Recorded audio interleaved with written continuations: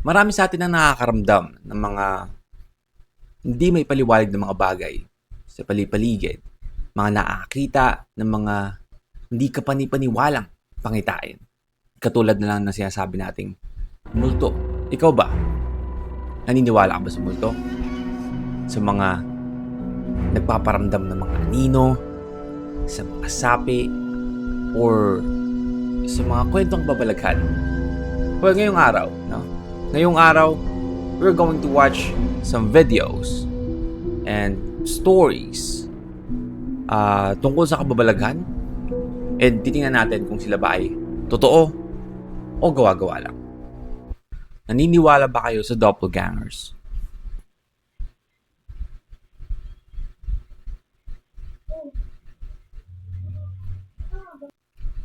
Ano daw yun? Unexpected doppelganger encounter. Uncut. Bumukas pinto, nakita ko partner ko knowing nasa work siya and parang 5 a.m. or 6 a.m. pa uwi niya.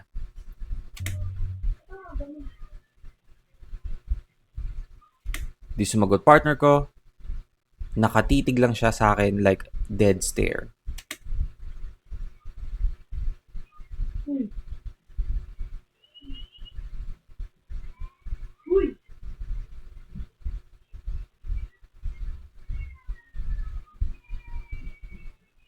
Nakita ko partner ko pababa ng hagdan, isasara ko pinto, then binuksan ko ulit kasi umiiyak baby namin kapag iniiwan mag-isa. Nasa baba na ako nito. Tapos para akong di makagalaw nung nakita akong sarado lahat ng ilaw at nakalakang pinto, doon ko lang na-realize na wala nga pala siyang susing dala.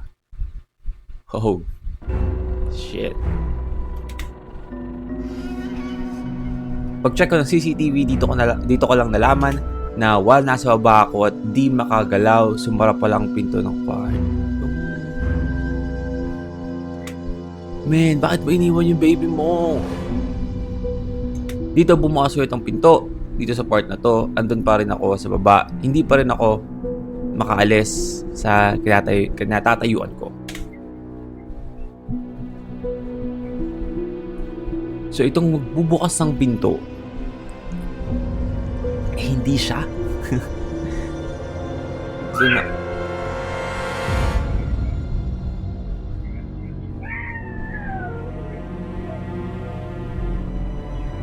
dito sabi ko sa isip ko, wait lang, totoo ba? Parang sinisilip ko partner ko ulit kasi baka nang-trip lang. Bumalik ako kasi wala talaga siya dito sa bahay at dalawa lang. Oh man. Dito ko na siya tinry i-contact and after 2 hours pa bago siya naka-reply dahil naka-lunch. Kaka-lunch lang niya. Okay.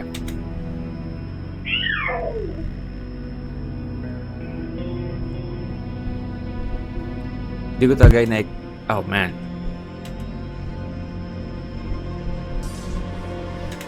Di ko talaga na-expect na mangyayari sa akin yung ganito. Biro ng partner ko, pinapunta lang daw niya, doppelganger niya para i-check kami kung ayos lang kami dito ng anak niya sa bahay. What the hell? I mean, I don't know what to say about that, but that's fucking scary. That's fucking scary. Na just the thought of someone is in your house, kahit nakalak na yung pinto, is nakakatakot. Tapos makikita mo pa yung mukha nung partner mo na nakatitig sa'yo like a dead stare sa'yo. Sa tingin ba natin ito ay totoo? O gawa-gawa lang? I actually don't know, man. I feel like it's totoo. Kasi kung hindi ito totoo, I mean, sobrang nakakaawa naman yung baby para gawin mo yung video na yon for a TikTok video, right? I mean, wala naman sigurong magulang ang gagawa doon, right? Yeah. I guess totoo siya, no? Man. Umpisa pa lang. This was taken in 2016. I just run into this sub and thought I'd share one of my friend's experience. So, my friend and her group went ghost hunting in Clark, Pampanga, particularly on an abandoned hospital. This was famous for horror stories. Anyway, they suspected that something has followed them home, and they attempted to capture a video of it. And one day, they successfully did. Shits give me chills to this day. Okay? Is something supposed to happen? No way. I'm getting scared. I'm getting scared. Nakatakot yung parang yung pag-aantay sa kung ano mangyayari. Kung may mangyayari ba. Ayun yung nakakatakot doon. Yung mangyayari ba?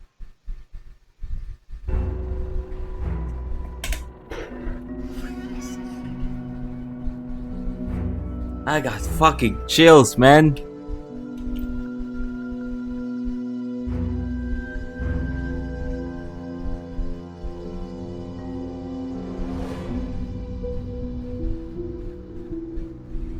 So, I mean, that is scary.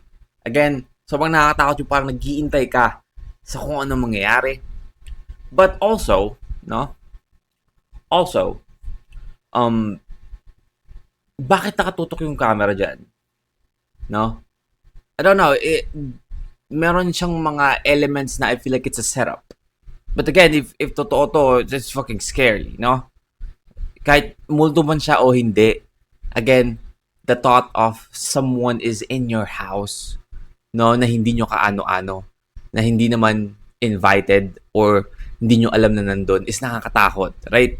Kasi again, maraming pwede mangyari, no? Yeah, I actually don't know. Kasi pwedeng totoo, no? Kasi sabi niya nag-ghost hunting sila. So nakakaramdam sila na parang may sumusunod sa kanila. So maybe that's the reason why nag-set up siya ng mga camera or ng camera specifically on this place. Maybe.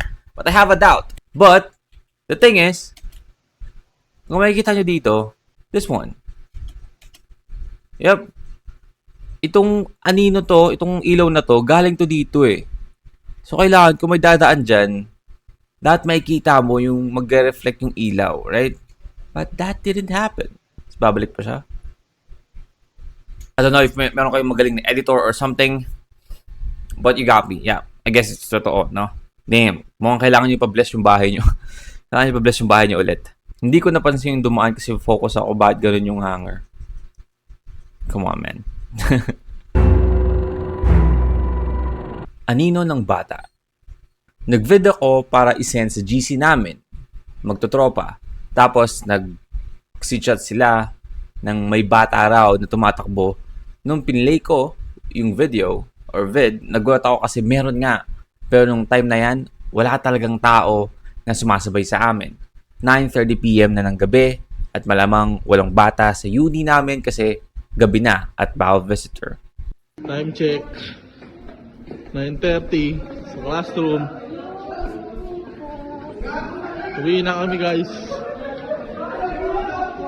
Oh, man. Uwi na kami, guys. So this kid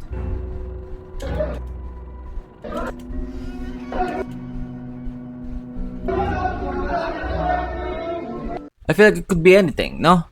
Maybe it's not a kid. Maybe it's someone na nagna-Naruto run, no? Nakaganon. 'Di ba? Kasi puro nagna-Naruto run, 'di ba? Mga tropa mong mahilig sa Naruto.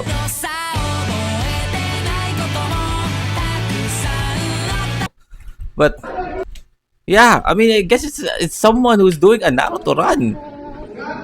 Uwi na kami, guys. Right? I don't know, man. I have a doubt in here. I feel like gawa-gawa lang siya. But comment down below kung tingin nyo, no? Comment down below. Hanapin nyo kung nasan siya. Parang gustong shumat. Just randomly remember this encounter ng prof ko, which is captured live on camera. Kwento niya sa amin nung one time.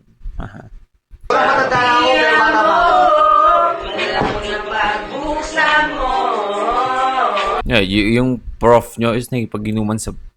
This is a minor, right? Is this a minor? I mean, kung hindi, I mean, fair play. You look like a kid, man.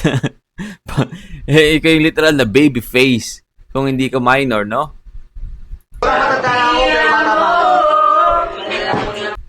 But to put MP lights sa harap ng bata doing, I don't know, maybe this is alive or something. I'm sorry. Wala pa akong na-notice na kahit ano, no? But I just want to say, this is also scary, you know? To see a child with this age, I guess, sa itsura niya mukha siyang 15, 16, I guess. Which is, dapat di pa umiinom, but maybe hindi siya talaga umiinom dito. I don't know, but...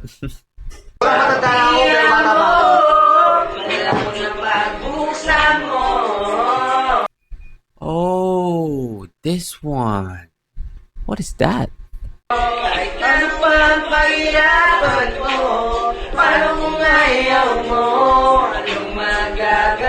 I feel like it's not a ghost. If you check this, right?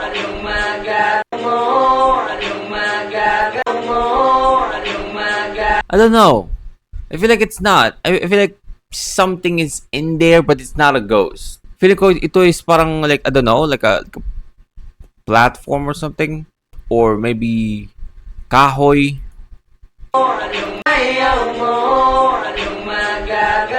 But I feel like hindi siya set up, no? Hindi siya set up, hindi siya gawa-gawa lang. Maybe ano lang sila, akala, no? Nag-akala sila na it's a ghost. But I feel like it's not. Also, kung hindi siya, for example, kung hindi man siya like maybe an animal or chicken, no, maybe on top of it, kung hindi man siya yon, I feel like it's edited. Kasi bila siya nawala, like nagpan siyang ganon, no? In that one single space. So, I'm sorry. Either napagkamalan nyo lang or again, gawa-gawa nyo lang. So, but it's not a ghost. Baguio Horror Story. So, maaga kami na VTO or BPO term for early out. Tapos, syempre, hindi pa kami agad umuwi. Tamang kwentuhan lang. Muna, sa smoking area na medyo dim light. Garden kasi yung area na kalahati smoking pit. Pagkwentuhan namin yung balak ng mga katim ko na mag-Baguio next week. Since approved naman mga VL namin. Since avail at mababa ang queue. So mga di nagka-call center, meaning ng avail is available ka to take calls, no? Mababa yung queue, meaning nun is mababa yung pasok ng calls. Itong dati kong TL, may share siyang experience nila sa isang transient house, 30 minutes from Lawakan. Unang araw nila, ang bigat na ng ambience sa lumang bahay na ginawang transient house para sa mga bakasyonista na taga-ibang lugar, especially mga taga-Manila. Bale, isang room na nakatapat sa likuran na bahagi ng house, doon nagstay ang mga boys. Ang mga girls naman, sa kabilang side, malapit sa terrace. Dahil pagod, maaga sila nagpahinga. 5 p.m. na sila dumating at nag-dinner na din dun mismo sa transient house. Yung isa nilang ka-team na alimpungatan ng bandang past midnight at nakaramdam ng gutom. Kaya ang ginawa niya, pumunta siya ng pantry para magluto ng pansit canton. Maya-maya, sumunod sa kanya yung dalawa niyang ka-team na gusto rin mag-midnight snack. Ayun, habang nasa kalagitnaan sila ng kwentuhan habang kumakain, napako tingin nila sa west hallway na madilim. At ang makikita lang ay yung nakadulong part. Or yung pinakadulong part, which is terrace nga. Halos malaki ang ulo nila. Malaki ang ulo nila sa takot. Hindi ba mata? Malaki ang ulo nila sa takot dahil may dumaan na di nila mawari if tao kasi sobrang bilis. Ni-check nila. Are you doing a baby talk? I mean, ni-check nila baka kasamahan nila pero imposible kasi bago makarating sa part na yon ng transient house, madadaanan muna sila sa pinaka-receiving area. Kaya sa takot nila, doon na sila sa kwarto nagsikain. Kinabukasan, naikwento nila sa mga kasamahan nila yung nangyari at isa sa mga kasamahan nila ang nagsabi na hindi rin talaga maganda feelings nila sa lugar na yon.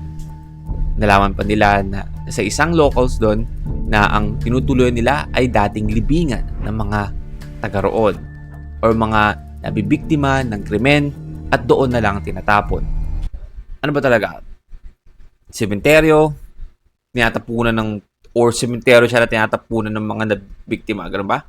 Hindi na sila nagpaabot ng gabi at nagpaalam na sila sa caretaker na luluwas na sila pabalik ng Manila. Kahit na bayad na nila ang 3 days, hindi na sila humingi ng refund. So ayun, habang pinagkukwentuhan namin yung tungkol sa experience nila, may isang agent na nakiusyoso. Nagtanong siya if yung transient house ba na yun ay malapit sa parang lumang radio tower. Sabi ng TL ko, sabi ng dati kong TL, oo. Tapos may pinakita siya sa aming photos na galing din sa Facebook. Credits to the owner. Same transient house, pero ang nakakatakot sa group picture, may sumamang entity sa photo. Wala siyang muka, blurred ang base. Sa pagkaka-zoom at enhance ng photo, mukha itong galit. Alright, let's check the photo then. So this is the photo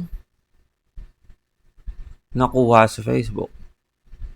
Oh, this one. Oh, shit. Oh, shit.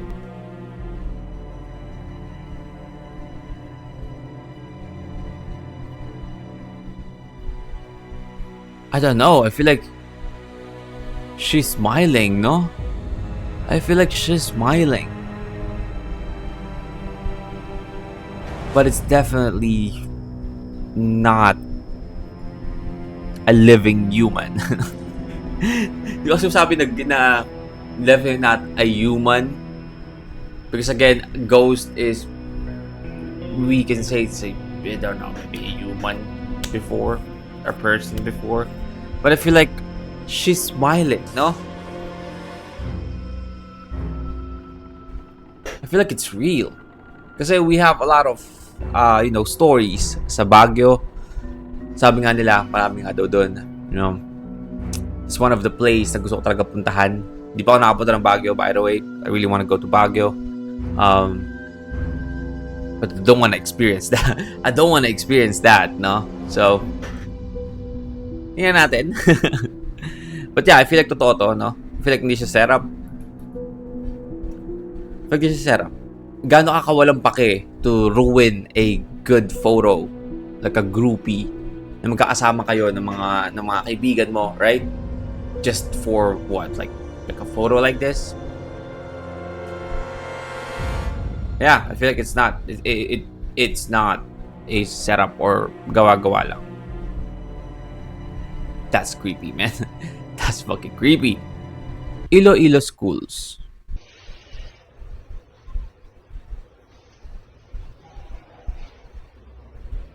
I mean, what the fuck are you doing sa kanyang lugar? No, in the first place. Ano ba yan? CR ba yan?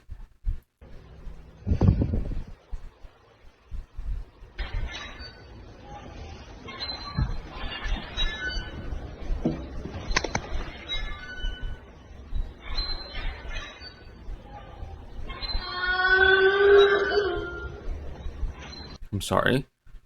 I feel like di siya totoo, no? I don't know. Parang masyadong yung pag may umiyak na parang hindi siya matotohanan sa akin. Or masyado lang akong maraming napapanood na, kasi may nagdala ako sa mga scary movies, no? Marami lang akong napanood na scary movies siguro. So, I am so, sa mga gato klaseng like scary audio. So I feel like maybe that's the reason why hindi ako naniniwala, because I don't know. Dito na lang ako sa kumuta tayo. Oh, why? Why? Ayun ang mas nakakatakot, man. A sapi case that happened last July. A posted video nung nakaraang araw about a sapi case. This is another vid. Ibang bata naman siya pero same day. Okay, so I assume there's another sapi na nangyari on this area. Wala na ako ibang video nung iba pang nagganito since umuwi na kami kasi natakot na. Hahaha. Sunod-sunod na yan sila kasi natakot kami na baka kami sumunod. Sa mga hindi pa nabasa yung comment ko dun sa past video, hindi po yan sila mga exorcist, mga teachers na lang po yan na nandun sa school and nag-respond para magkapit dun sa bata.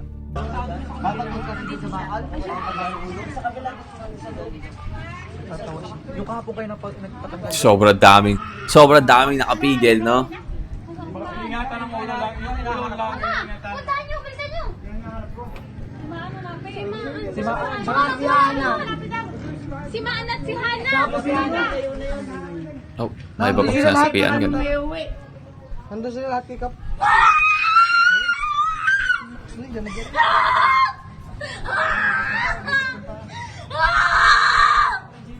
Ayan. Wala na ba na? Andyan pa. Wala! Nandyan kaya? Nandiyan ka man din? Andyan kaya? Tinarayan yung ano eh, no? Tinarayan yung sumapi, no? Wala na ba na? Andyan pa. Wala! Nandyan kaya? Nandiyan ka man Andyan kaya? Andyan kaya? Tinarayan. Busing! For this, I cannot actually like tell, no? Because nangyari sa amin to eh nung high school ako, no? Sa Davao. Buong school namin, lahat ng babae sa school namin sinapian. I don't know. I mean, it's just creepy kasi nakakapangilabot, no? Kasi I actually experienced, no? Yung ganitong pangyayari. Hindi ako nasapian, no? But sa school namin, halos lahat ng babae sinapian siya. So, same scenario. Same situation like this. May pagkakataon pa nga no, na like after a few days, may mga dumating na parang mga pastor. Tapos lahat ng mga babae parang, you know, pinapaupo sa isang room para habang nagpe-preach yung mga pastor. And then, there's a time there na sabi ng mga pastor na in the name of Jesus, mga ganun yung pastor. Bigla sila nagsigawan ulit. Like, ano na yun parang siguro a week na after mangyari yung napakalaking situation kung saan lahat ng mga babae sa school namin sinapian. So, yeah, I mean, oo, no. So, I feel like totoo to. Kung nangyayari dito, yun lang masasabi ko. Kasi na-experience namin yan. Sinend lang sa akin ng friend ko sa construction site nila. Medyo luma na to, pero I can't unsee it. Meron daw sa baba ng hagdan. Ang kwento niya, akala niya daw tinatakot siya ng isa sa mga construction workers and pinicture niya para i-report. After ng flash, nawala yung tao sa baba. Pero sa photo, may white shadow na naiwan. So there's the photo. This is from last year. Ito. What do you think about this, guys? I don't know. It could be anything else. Ang hirap hindi ko maintindihan yung parang yung itsura niya, yung shape. So I'm not even scared. Maybe this is just like a, you know, dust particle na nadala ng flash mo, na naagip ng flash, kaya merong ganon. So that could be it. But yeah, I mean, I believe na hindi to set up. So hindi to sinet up nung nagpicture para lang, you know, for a little spooky scary post or para takutin yung mga tropa nila. Maybe sa tingin niya talaga, sa sarili niya, genuinely akala niya ghost siya, no? Because of this situation and also yung naramdaman niya before kinuha niya yung photo. But I feel like pwede mo siyang ma-interpret sa napakaraming bagay, no? So I feel like hindi siya ghost, I guess. Pero hindi rin siya setup or hindi siya gawa-gawa lang, no? I think it's a dust particle na nakagip ng flash. May umiyak.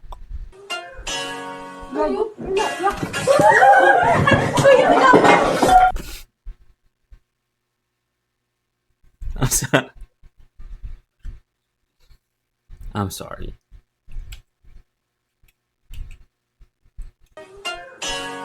Nay!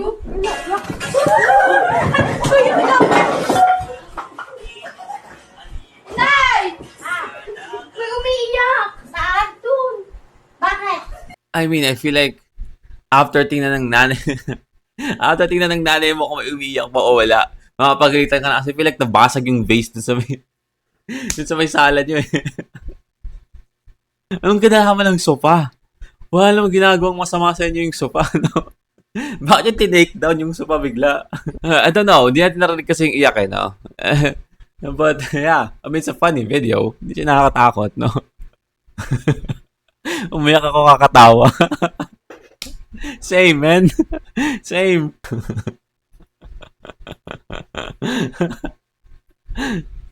Pinunggu yung sopa eh, no? Tumatawa na siguro ngayon yung umiiyak, no? Ang babaw ko, ang putik. Alright, well, that's it for today. Ikaw ba'y tatakot? O hindi? Sa tingin mo ba, yung mga napanood natin or mga nabasa natin kwento ngayon ay totoo? O hindi? Just comment down below, no? Comment down below kung ano tingin nyo sa mga napanood nating videos and nabasa nating mga kwento. But that is our set of videos and stories for today, no? I hope you guys enjoyed that and stay safe. Ingat kayo palagi.